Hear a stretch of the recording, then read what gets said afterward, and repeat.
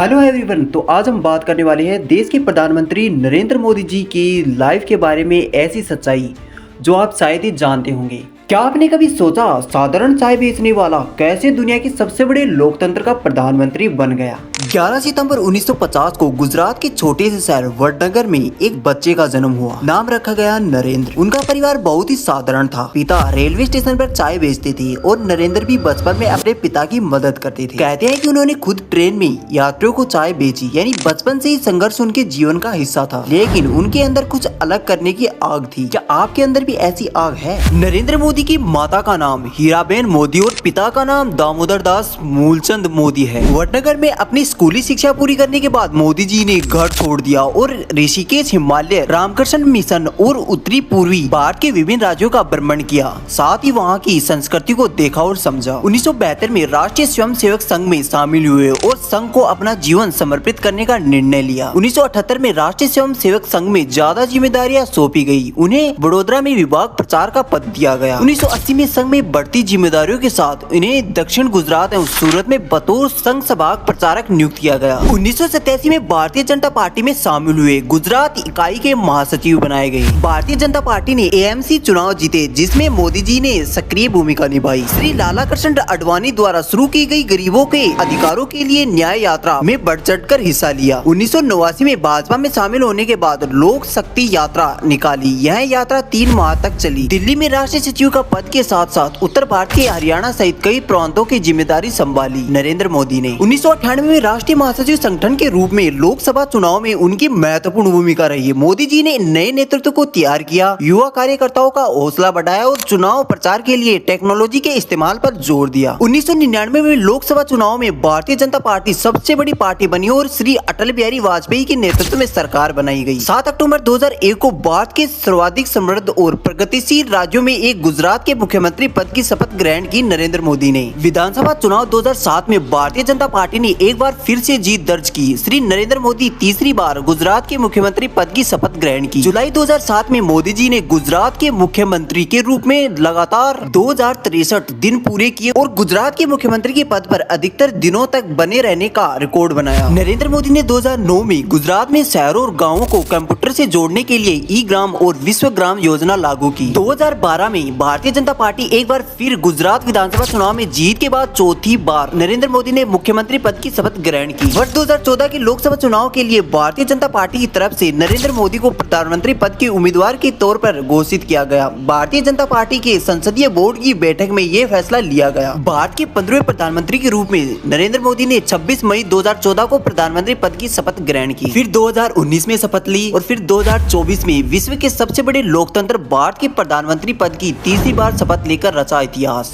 2002 में गुजरात में भयानक दंगे हुए। इस घटना में हजारों लोगों की जान गई। नरेंद्र मोदी पर आरोप लगे कि उन्होंने स्थिति को सही तरीके से संभाला नहीं, लेकिन कई जांचों के बाद उन्हें कानूनी तौर पर क्लीन चिट भी मिली। यह घटना आज भी उनके जीवन का सबसे बड़ा विवाद है। अब सवाल यह है कि क्या नरेंद्र मोदी सिर्फ एक सफल नेता है या एक विवादित व्यक्तित्व है? सच्चाई यह है कि उनकी जिंदगी में दोनों पहलू हैं। एक तरफ गरीबी से उठकर देश का नेतृत्व करने की प्रेरणादायक कहानी, दूसरी तरफ बड़े फैसले और विवाद। तो दोस्तों, नरेंद्र मोदी की जिंदगी हमें ये सिखाती है कि अगर इरादे मजबूत हों तो कोई भी इंसान कुछ भी हासिल कर सकता है। आपकी क्या राय है इसके बारे में नीचे कमेंट में जरूर बताएं।